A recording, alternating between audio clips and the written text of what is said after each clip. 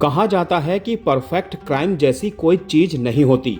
अपराधी कितना भी शातिर क्यों ना हो, कोई ना कोई सुराग तो छोड़ ही जाता है। लेकिन क्या हो जब अपराधी वारदात को अंजाम देने के बाद खुद ब खुद सुराग थाली में परोस कर दे। अब सवाल यह है कि वो ऐसा क्यों करेगा।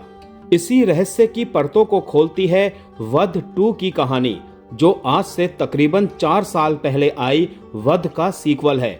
पिछली फिल्म ने दर्शकों को न केवल बांध कर रखा था, बल्कि संजय मिश्रा और नीना गुप्ता जैसे सीनियर एक्टर्स की जोड़ी ने दिल भी खूब जीता।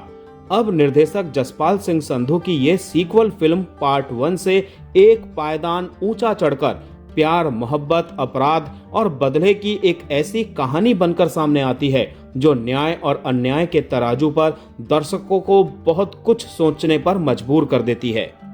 कहानी के केंद्र में है ईमानदार पुलिसवाला शंभुनाथ मिश्रा यानी संजय मिश्रा और उनकी पत्नी नीना गुप्ता, जो 2 हत्याओं के आरोप में पिछले 28 साल से जेल की सजा काट रहे हैं। बेटे की पढ़ाई के लिए कर्ज लेने वाला शंभुनाथ अब उसी बेटे की बेरुखी का शिकार है, जो विदेश में शादी कर पिता को भूल चुका है। हालात ऐसे हैं कि शंभुनाथ को जेल से सब्जियां चुरा कर बेचनी पड़ती है ताकि वो अपना कर्ज चुका सके। इन मुश्किलों के बीच मंजू और शंभुनाथ के बीच एक ऐसा भावनात्मक रिश्ता है जो अलग अलग रहने के बावजूद बेहद ही मजबूत है। जेल में नए अफसर प्रकाश सिंह यानी कुमुद मिश्रा का तबादला होता है, जो जाति को लेकर कट्टर सोच रखता है।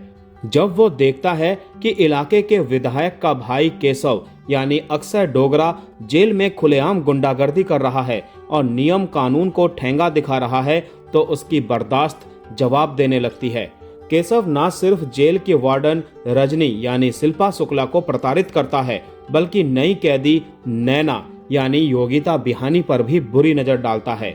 एक रात प्रकाश सिंह और केशव के बीच तीखी झड़प होती है जो हिंसा में बदल जाती है, और उसी रात केशव रहस्यमयी तरीके से जेल से गायब हो जाता है। इस सनसनीखेज मामले की जांच की जिम्मेदारी ईमानदार और खुददार पुलिस अधिकारी अतीत सिंह को सौंपी जाती है। जैसे जैसे जांच आगे बढ़ती है, कहानी और भी ज्यादा संगीन होती चली जाती है।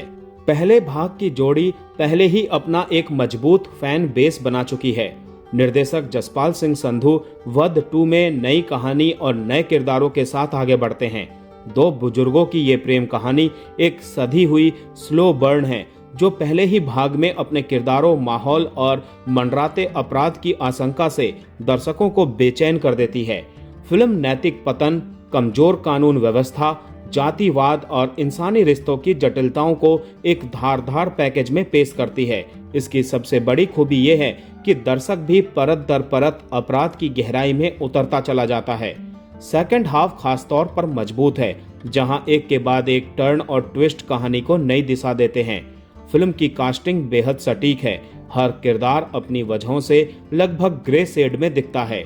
निर्देशक एक प्लेटोनिक लव स्टोरी को प्रभावशाली थ्रिलर क्राइम ड्रामा में बदलने में पूरी तरह से सफल रहते हैं, और वो ये साबित करते हैं कि दमदार कहानी और सक्षम कलाकार बड़े सितारों के बिना भी असर छोड़ सकता है।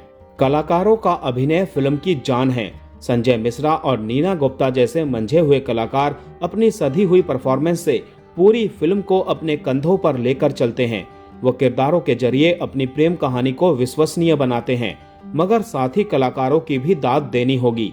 कुमुद मिश्रा अपने रोल में खूब जमे हैं। शिल्पा शुक्ला ने छोटी सी भूमिका को यादगार बना दिया है। थाली के बैगन बने नदीम खान याद रह जाते हैं। बाहुबली गुंडे के रोल को अक्षय डोगरा ने खौफनाक बनाया है। ईमानदार पुलिस वाले अतीत सिंह को अमित के सिंह ने बखूबी अंजाम दिया है। नैना के किरदार में योगिता बिहानी भी जमी है। तो दोस्तों, एक अच्छी क्राइम थ्रिलर की अगर आप चाह रखते हैं तो संजय मिश्रा और नीना गुप्ता की दमदार अदाकारी के लिए यह फिल्म देखी जा सकती है।